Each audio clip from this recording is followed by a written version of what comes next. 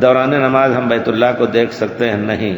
نبی کریم صلی اللہ علیہ وسلم کی سنت کے مطابق یہ آیا ہے کہ آپ کعبے سے نکل کر کے 2 رکعت نماز آپ نے پڑھی کعبے کے دیوار کے ساتھ، لا یجاوز بصرہ موضع سجدتی، اپنی نگاہ مبارک کو سجدہ گاہ سے آگے نہیں کیا، یعنی گویا، اور ایک روایت میں ہے کہ آپ جھک جاتے تھے گردن جھکا کر کے اور نماز پڑھتے تھے۔ تو اس کا معنی یہ ہے کہ نماز کے وقت سجدہ گاہ پہ دیکھنا ہے، کعبہ کی طرف نہیں دیکھنا ہے۔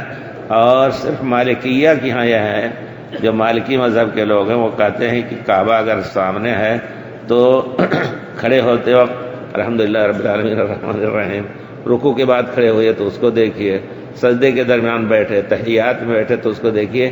یہ پورے طور پر سنت رسول کے خلاف ہے، لیکن مذہب کا اتنا دباؤ ہے لوگوں کے اوپر کہ اس کے خلاف نہیں کرتے۔